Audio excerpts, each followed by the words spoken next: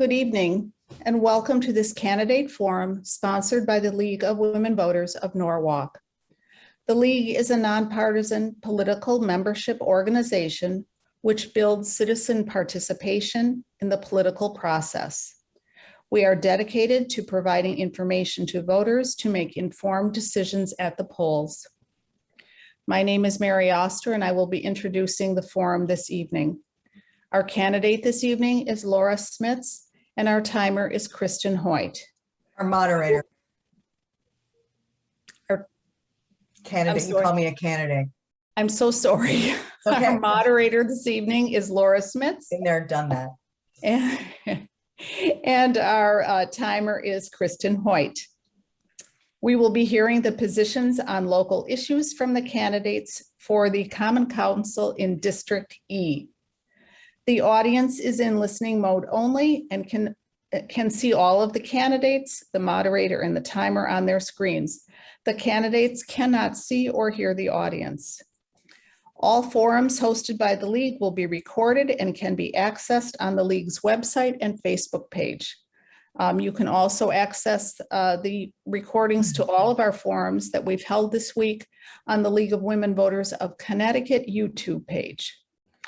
We will begin by asking questions prepared by the League of Women Voters, followed by questions submitted in advance by Norwalk voters. The order that the candidates will answer was predetermined randomly.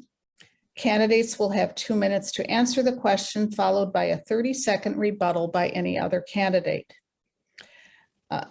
Kristen is the timer. She will hold up a yellow sign to indicate that the candidate has 30 seconds left, and a red sign when their time is up. I will now turn it over to our moderator, Laura Smits. Thank you so much, Mary. Thanks everyone for participating tonight. As Mary mentioned, we have 2-minute closing statements, and each candidate will get 2 minutes to answer each question with a 30-second rebuttal if desired. I'm going to start right off so we can get to see how many questions we can get in, if that's okay. Are you ready, Kristen? Okay, the first question goes to you, Ms. Snyder. It is, if you're an incumbent, what have you specifically done for the city? And if you're a newcomer, what are your top 2 priorities? Well, thank you for having me, Laura, and thank you, Mary, for helping me with my digital issues. Thank you to everyone in the League of Women for being here. I am absolutely a newcomer. I'm not a politician. I'm a concerned parent and Norwalker, been here for 20 years. And the first thing I would do would be to welcome all of District E residents into the club, because I don't think there's a lot of transparency. I haven't heard a lot from what's happening in our district from our council members. And I think we can do better. And we've actually started doing better. And I started, the first thing I wanted to do was to reach out and invite people to the club. And we have had great attendees come from all over District E and talking about what has been most concerning to them as residents and hearing from them. And that will be definitely the first thing I will do, will be to try to advocate for Norwalkers and do what is best for Norwalk so we can continue to love living here and be able to afford to live here. Okay, thank you. Ms. Shanahan, you're next. Same question to you. Yes, so I think that I have 2 really important priorities for our district, and they continue to be top of order. First of all, climate change is pervading every aspect of our city life. We really need to create an Office of Sustainability with real enforcement teeth to inform our work in every other department, including the Department of Public Works, P&Z, Conservation and Economic Development. We have been really suffering with flooding and other concerns, so these are things that are super on the minds of a lot of our constituents. Also, we need more engineering studies, some of which are already underway, to better understand our waterfront resilience as well as the paths of our rivers and watersheds. As I said, many of our homeowners are at risk to have severe damage to their homes during these large weather events, and we need to have good plans to help them, and these studies will definitely help. And in general, as a city, we need to assess our energy uses and adding more solar panels to our buildings, both our city buildings as well as our education and BOE buildings. electric cars to our fleets. We really need to assess our energy levels. So sustainability and climate change is super important. The second thing that I think is a high priority for our city is our livability. We've heard from our district members, and it's really important that we make our city more walkable and our district more walkable. We need to add more city sidewalks, more bike paths. We need to create our neighborhoods to be more connected so we can get around and get to know our neighbors. We need to advocate for some new planning and zoning regulations that are going to be greener, that take into account our parking needs and our traffic needs, as well as keeping our waterfront accessible and visible for the enjoyment of all of our residents. And finally, part of livability is affordability. We need to balance the needs of our Board of Ed and our city and our budgeting process and make good taxation decisions. It's important we keep our taxation reasonable so Norwalk is affordable both for the young families that will be our lifeblood, as well as for our longtime residents who've contributed so much. Thank you, Mr. Anello. Well, thank you, especially to the League of Women Voters. It's wonderful to meet so many of you at Calf Pasture Beach not too many weeks ago. I'm very impressed with your organization. This is my first time running for office. It's been a very positive experience. I've met hundreds of families in our district and learning so much. In terms of answering your question, as a newcomer, what are my top 2 priorities? It's very simple. My number 1 priority is Norwalk. My number 2 priority is Norwalk.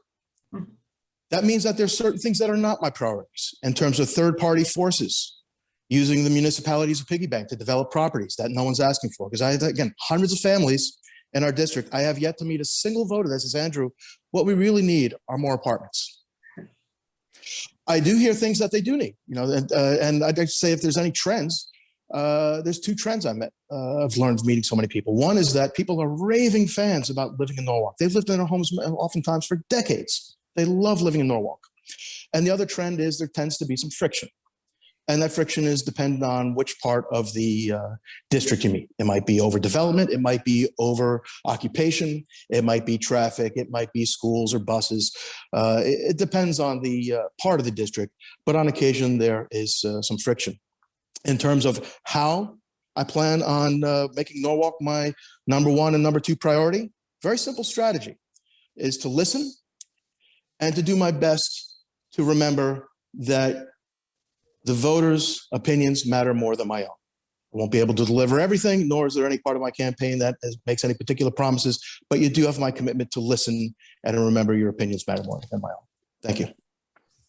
Thank you very much.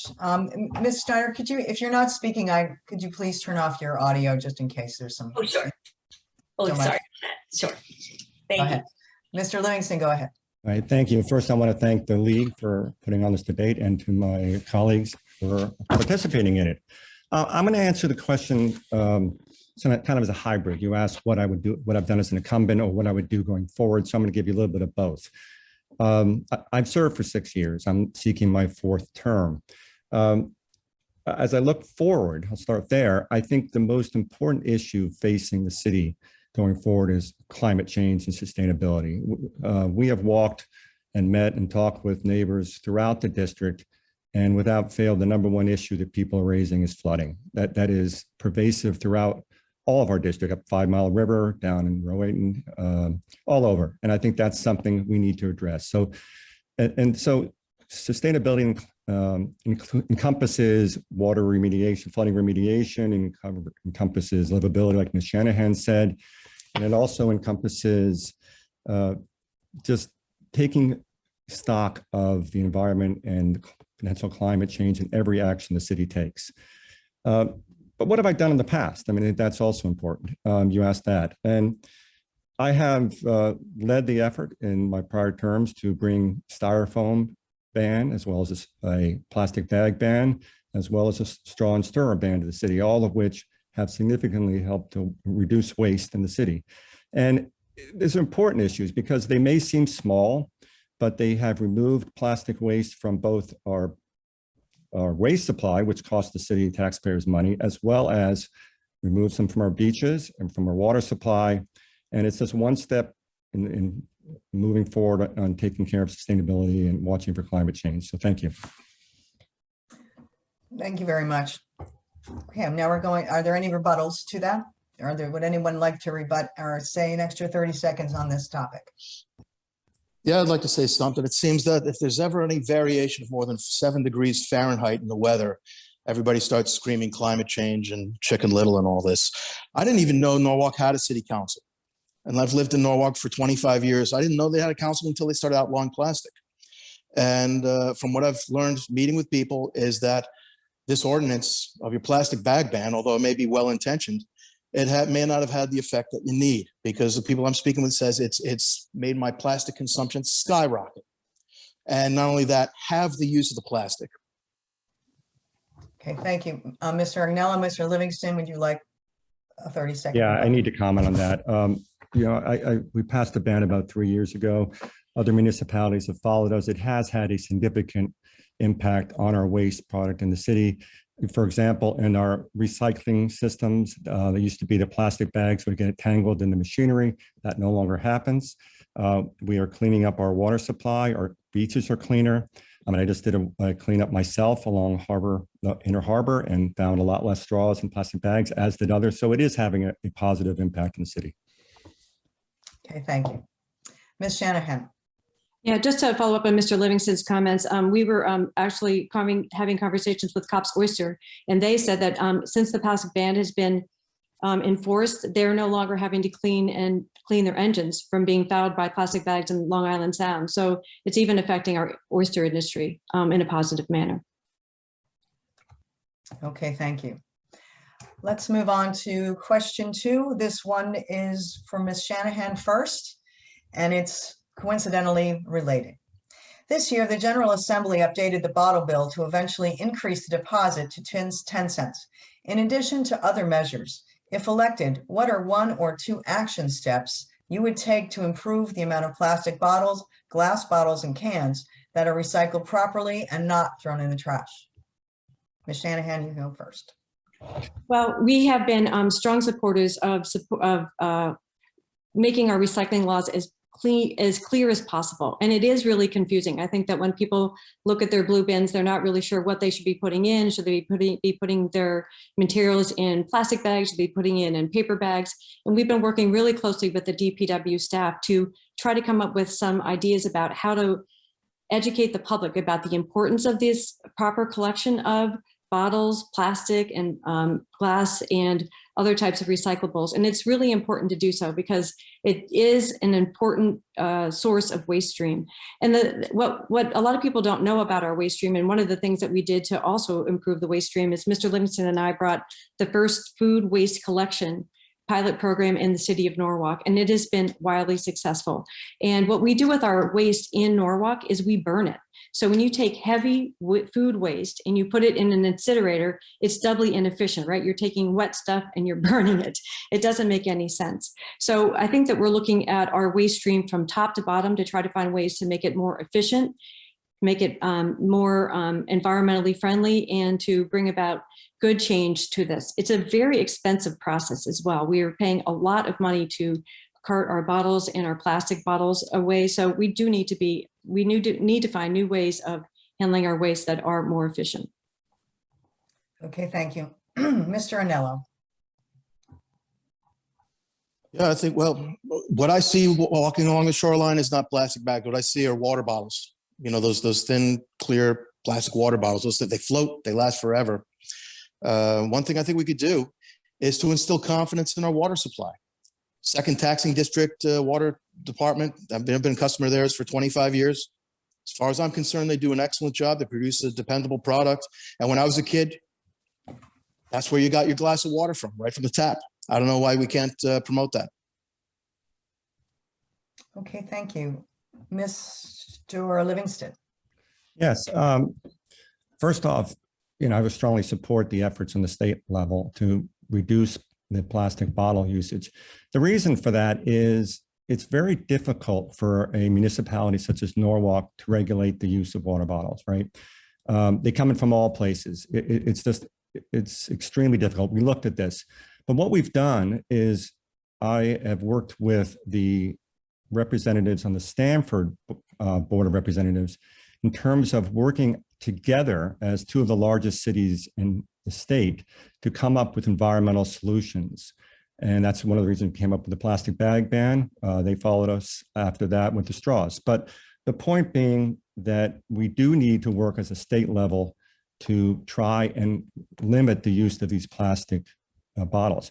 One thing I've done in particular in the city hall, have had the Alan Lowe, who's director of facilities, put in water filling stations in the building. It's a small step, but it's an important step.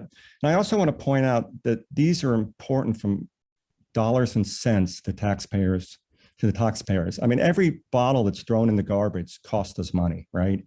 And we can't minimize that, particularly that we're in the last couple of years of a contract with our recycling provider. So we're in a good place right now, but that's not going to last. I'm not sure. I think it's the next year that contract's going to expire, and we run the risk of going from receiving funds to paying significant funds. So we need to do all we can to reduce the amount of waste that goes in our public waste stream. Thank you. Okay, thank you. And finally, Ms. Schneider. You're muted, Ms. Schneider. Ms. Schneider, you're muted. Go ahead. Sorry, clearly That's needed okay. this. So I moved to Norwalk about over 20 years ago. And one of the things that I relished was how delicious our water was right from the tap at the time. And my family would come up from Florida and everybody would talk about how delicious our water was right from the tap without any purifying system or anything like that. And I think what the real problem is that we're not investing in our infrastructure. In our infrastructure, you know, we have a density issue, and we are now, I'm not sure if people are aware of this, that Norwalk is more densely populated than Stamford and Danbury. And I think we need to invest in being able to get back to turning the water on and drinking it right from the tap. And maybe that would help encourage people not to have to buy water, because our brown water that's all over on next door row 8 and you know, and everybody talks about and laughs about, maybe people wouldn't be so encouraged to have to purchase water. They should be able to turn on the tap and drink it from their homes. Okay, thank you very much. Rebuttals on this question. Yeah, I just wanted to say the one thing I'm hearing from people that I meet in their homes in our district is, yeah, these are all nice gestures. It's all great. I'm sure they're all very proud of themselves. But if you really want to impress me, let's see if we can get something going with this Manresa coal plant that's out there. I mean, it's a much more conspicuous thing. It's not easy. It's not an easy solution, but there's a lot of talent on that, on the you know, on town hall and on the council. There's got to be a solution there, and people want it. Thank you, Mr. Livingston. Yeah, I just want to note in terms of water usage, it's an interesting fact that with some of the new development downtown, we are actually using less water as a city than we did in the past. And that's partly because these new buildings are upgrading the infrastructure such that we don't need as much water. So I just want to point that out. And to Mr. Anello, I do agree with you about Manresa, and we're certainly doing our best to move that along. Thank you. Anyone else want to add to this discussion? Okay, we're going to move to question 3. And Mr. Anello, you get to answer this question first. What is the most pressing issue facing your district? Yes, again, speaking with people, the top of the list is overdevelopment and overcrowding. So again, where are these apartments coming from? I'm not asking for them. I don't think it's organically needed or demanded by the city of Norwalk. The other thing is, gee, I've got this neighbor that's treating a single family home on a 1-acre property as if it's a contractor yard. Whether it be, you know, they're taking stones and crushing gravel there, or they're just trucks coming in and out at all kinds of hours. The other thing is, we were so thrilled when our neighbor bought that home, and immediately they put 15 employees that are staying there. Who's managing this? Who's inspecting these properties? You know, you talk to the fire department, they shrug their shoulders and say, well, it's single family, we're not required to inspect it. So whenever this comes up, from what I understand is we do have a mechanism, whether it be inspections or zoning and other things, but it's just not being enforced.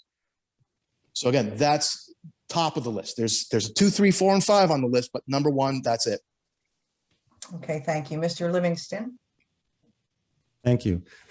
In walking around and talking with our neighbors throughout the district, as I mentioned before, the number one issue that is coming up over and over is flooding, and that these most recent storms have overwhelmed a lot of the wastewater treatment. I'm not sorry, the runoff, the water systems in terms of taking off the excess rain. People have been flooding, and we do need to address that. And that gets into the whole climate issue we talked about before and sustainability. But we are trying to address these issues as we see them. We're working with the Department of Public Works. We know there are a number of studies underway, including one up in the Ponus area, which will address that watershed, which hopefully the results will be public in the next couple of weeks. But it is a big issue, and we have to be better prepared for these storms. It's not going to be cheap. It's actually quite expensive. And I'm glad that the mayor has put in 8 or 9 million in the new ARPA funds towards funding additional flood remediation to the city. I think we need that. I think we need more, but that is the issue I'm seeing right now. Okay, thank you. Ms. Snyder. Yeah, I really think that we need to do better, and we owe it to Norwalkers to do right by them. We need responsible development that pays their fair share in taxes. Right now, if you look from Water Street over to Route 1, many of those developments are receiving from anywhere between 7 to 15 years of tax credits. And that matters because it's not fair to the homeowners and the small business owners to carry the burden of funding our schools and our roads and just the lack of attention that we're offering to our community, because we're spending so much money, but what are we actually getting in return? And it's not fair for these developers to get the tax credits that they're getting, because it's robbing us, and it's killing our schools.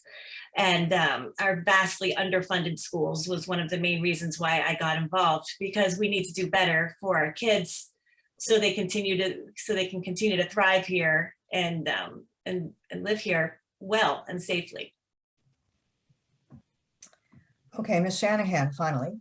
I see 3 pressing district needs, and these are based upon, as Mr. Livingston says, we've been walking and probably knocking on more than 1,000 doors in recent weeks.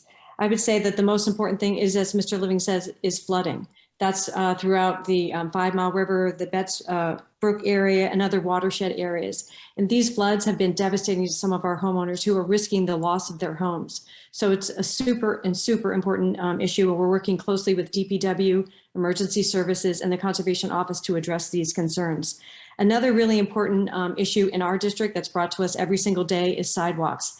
And we've been working very hard throughout West Norwalk and Rowayton especially to bring sidewalks to some of these areas where lots of people are trying to get around with walking with kids and strollers and dogs. And we need to make our streets better designed, not only for just cars, but also for people and their families. And then the third thing that seems to be a concern in our district is zoning.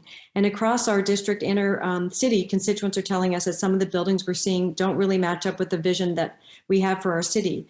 We need to add more green infrastructure in our and prioritize more clean and efficient energy in our new buildings. Stormwater and sewage management is also an important matter, which is getting addressed in green landscaping.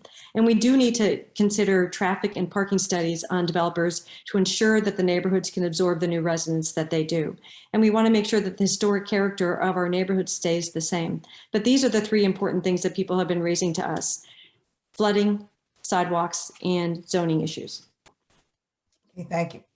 Thank you. Okay, do we have any rebuttals on that question?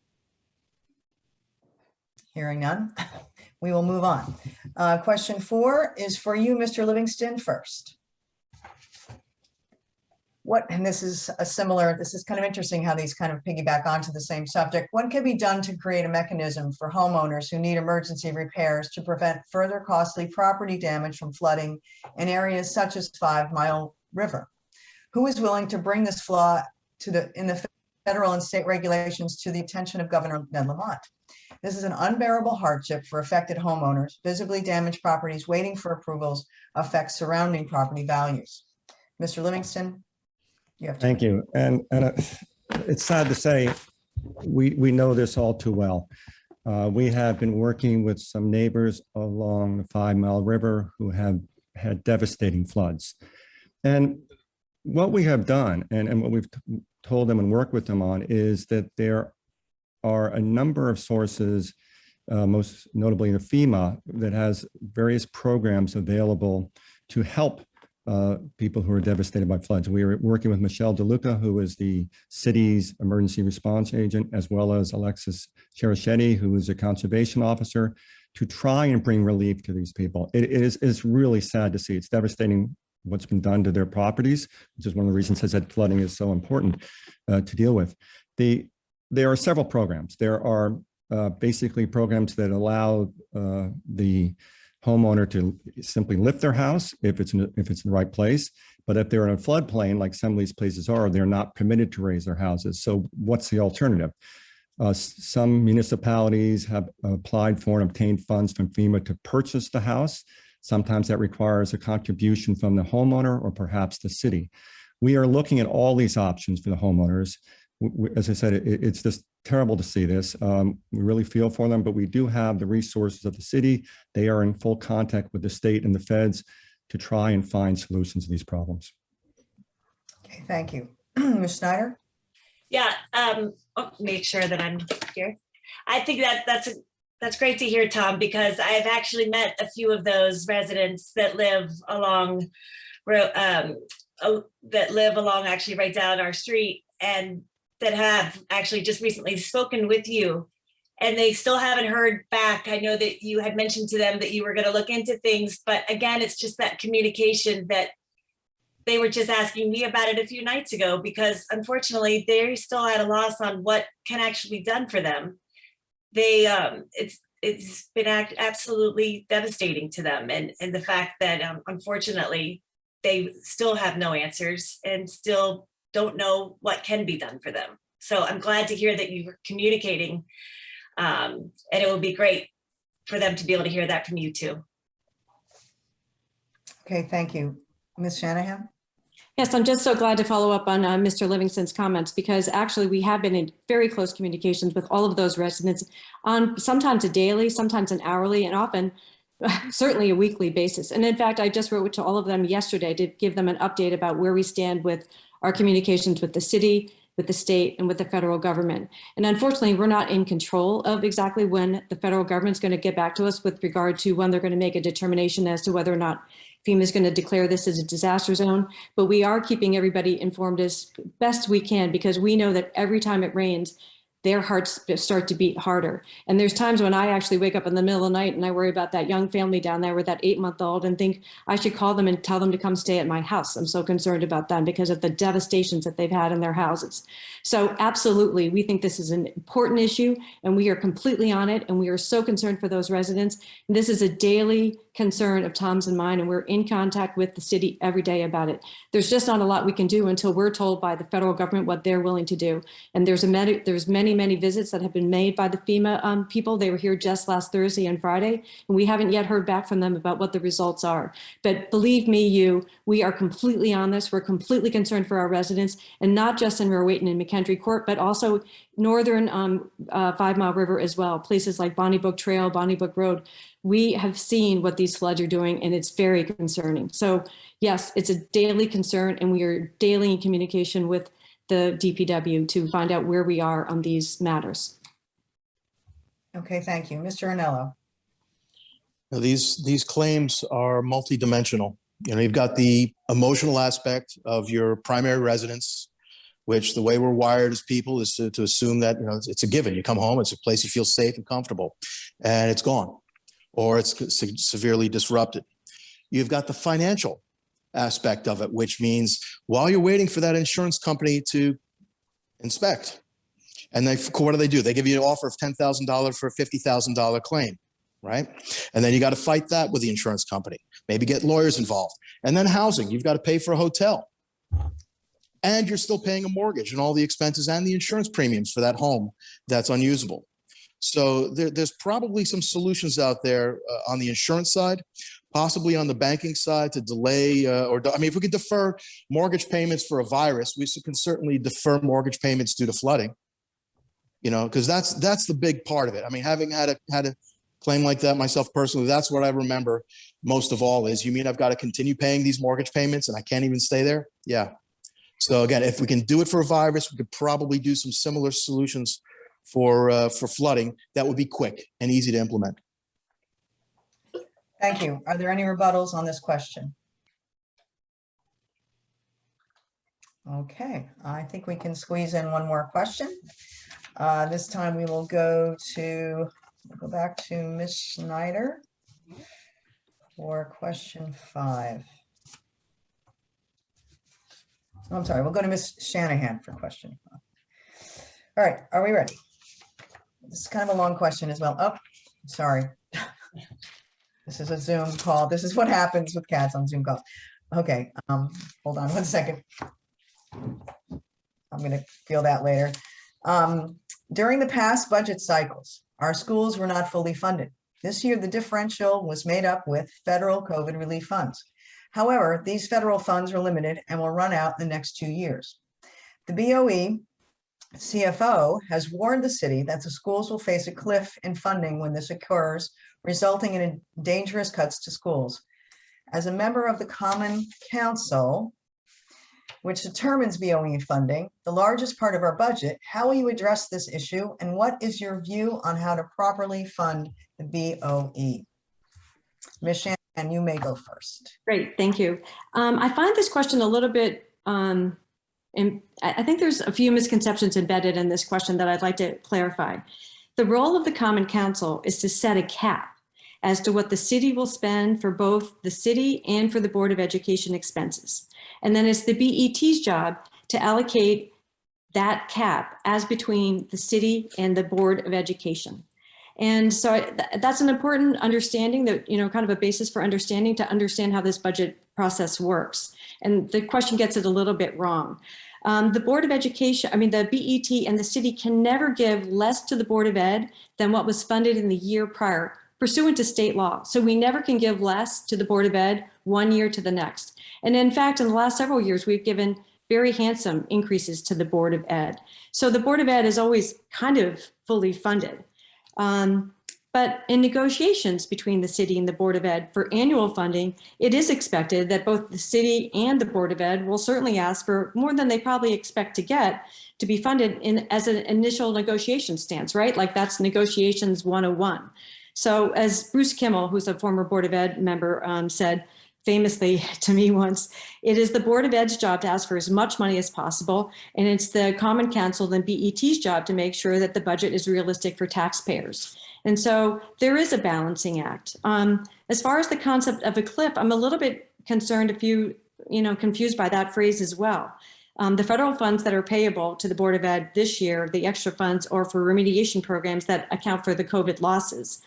And second, I don't think that our hardworking Norwalk taxpayers would want us to charge them extra taxes now for future and unknowable operating expenses of the Board of Ed several years hence. So I think that we're going to have to deal with these issues as they come, understand what the Board of Education's needs are in the year that we're addressing, and face it that way.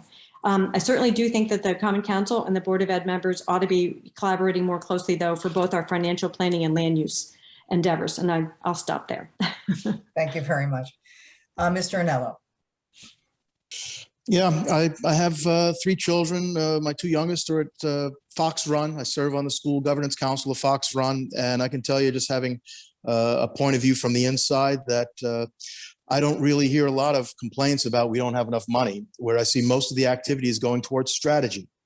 And a lot of the effort right now is trying to undo the damage from internet school. All these lockdowns hurt a lot of kids. There's a whole generation of second graders that are working extra hard to recover and get back on schedule.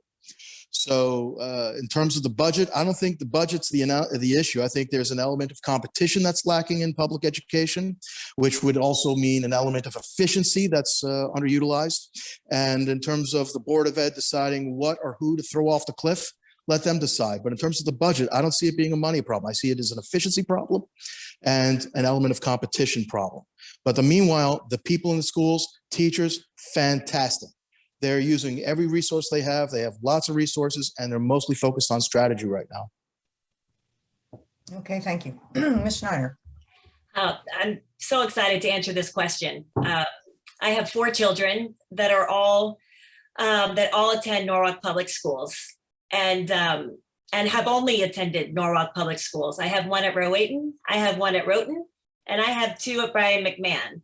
And I'll tell you, our schools need a lot of help. My son started off his high school year with no Spanish teacher for a couple of weeks. Our this biology teacher is leaving. And honestly, what it comes down to is the funding that for our school starts at the state level. And just to give people out there an idea, a student in Norwalk gets about $938 versus a student in Hartford that gets about $10,000. And how is that fair? You know, we have such an increasing population here in Norwalk, and all you all have to do is just go to the parking lot around the corner and you'll see it for yourself. We need to hire more teachers to ease the burden on the teachers that are already so incredibly overwhelmed. I think it was back in 2005 for Norwalk, our free and reduced lunch was about 23%. And now it is over 60% in 2021. Our students have a lot of needs here that are not being met. And we need to do better for the kids here. It's not as great as others would think that it is. They need some help. Thank you. Mr. Livingston? Thank you. First, I want to say I think we have tremendous teachers in the city, and they deserve all the support we can give them. Just a couple of comments. One, we talk about student funding from Hartford. We all think there should be more money from Hartford. And unfortunately, there was a case brought by Norwalk and other municipalities against the state and the funding mechanism, which we didn't win. The formula has been adjusted. We're getting more, but it's clearly not as much as we deserve. But I'm going to go back to the question. We talk about fully funding, and I don't really know what that means, because they didn't get as much as he asked for. And I dare say that no department in the city got what they asked for. So no department in the city was fully funded, to use that term. And as Lisa said, under state law, we can't ever give them less than they got the year before. So they received more than some other departments did. And I'm not minimizing that. I think they deserve the money, but I think we got to be careful with the terminology. And just one of the hardest part of this job, and I think the hardest part of this job, is when we sit down at budget season every year and try and decide how we're going to spend our tax dollars, because every decision affects taxes one way or another. So yes, we could put more money into roads, or we could put more money into schools, but we have to consider what the effects of that are when we do it. And so I just want to emphasize how difficult it is. We do our best. I think we have managed to make good decisions in the past. The school district is getting more money with historic increases over the last, I think, 8 years. And we do support them very strongly. In terms of the cliff, that's odd. Also, I agree with Ms. Shanahan, it's a little of an odd term, but I will note, again, my time is short, that the mayor has proposed using money from the ARPA funds the city is receiving, as well as from pilot funds the city is going to be receiving, to minimize that so-called cliff over the next few years. And I'll add that we are engaged with an efficiency study with the Board of Education to help find savings and efficiencies in our spending, both citywide and Board of Education wise. Thank you. Thank you, Mr. Livingston. Any rebuttals on that question? I think we'll be amazed to see what kind of efficiencies the Board of Ed can come up with, and what efficiencies the schools can come up with, if instead of the Board of Education deciding or the council deciding, that the student decides and says, take my $18,000 or whatever the number is that Norwalk and Connecticut spend per student, and say, you know what, I'm going to take it over here to New Canaan Country Day or to St. XYZ, and I'm just going to bring it over there. That would introduce an element of competition like you won't believe. It'll introduce an element of efficiency like you won't believe. It might be the end of the teachers union, so be it, but that would really be an earthquake to modern education, in a positive sense, for sure. Okay, thank you. Ms. Shanahan? I just wanted to finish my thoughts that I was going to express as I was making my statements. I do really also am looking forward to understanding what the efficiency study results will be, because I do think that that's going to be a really important starting part in our dialogue. And I think that both the city and the Board of Ed can learn a lot about things that we can do better to save more money for the taxpayers. And that's absolutely crucial. In addition, I also think that we maybe ought to be broadening our reach for school funding beyond just our own budgets, but maybe to making more grants and also looking to our local businesses for support also for Board of Education priorities. Okay, thank you. I think we're going to start with closing statements now. I don't think we have enough time for another round of questions and rebuttals. So the person to go first in this instance will be Mr. Anello.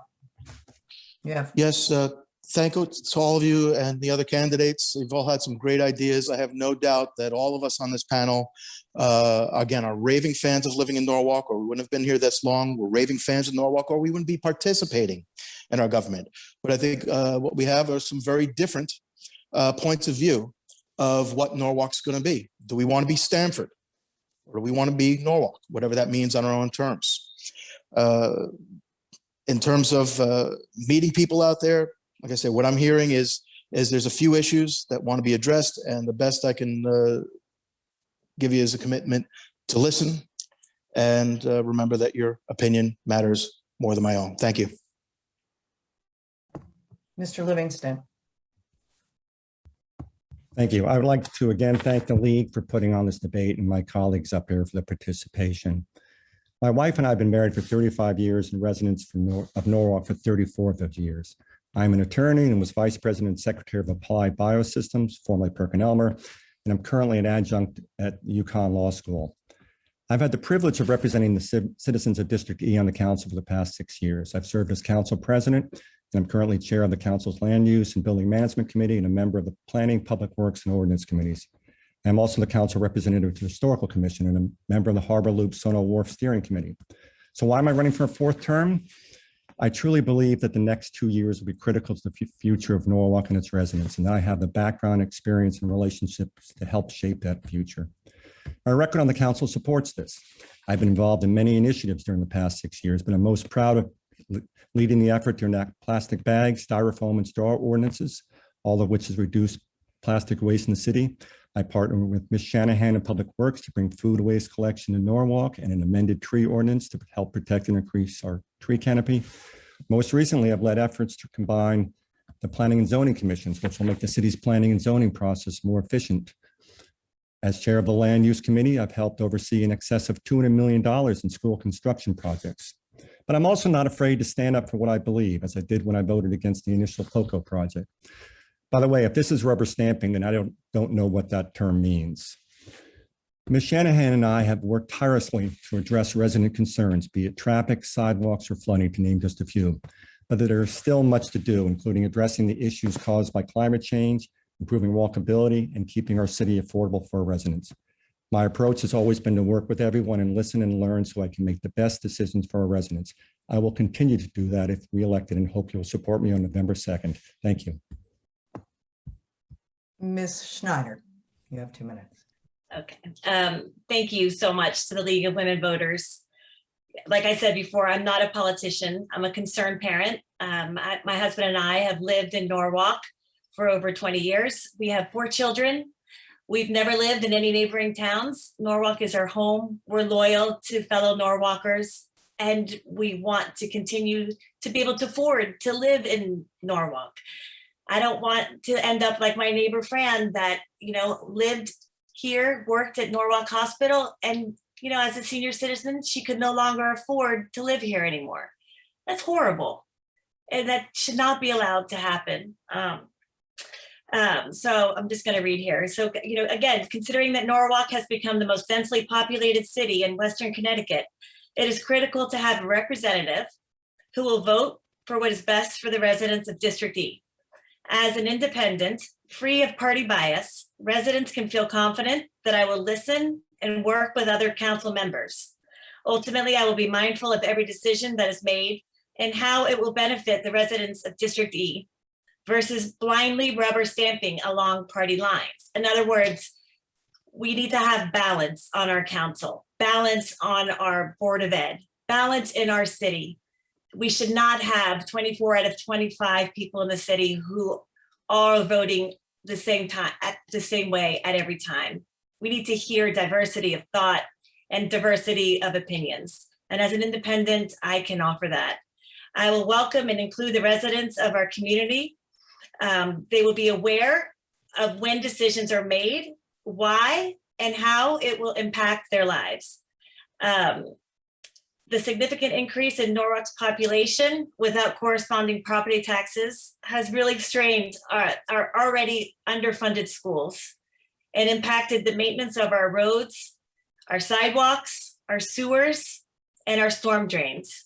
And if I'm elected November 2nd, I will start from day one to make sure everybody hears from me regularly through regular communication. And I will advocate for each one of us in our community for what makes sense for Norwalkers first.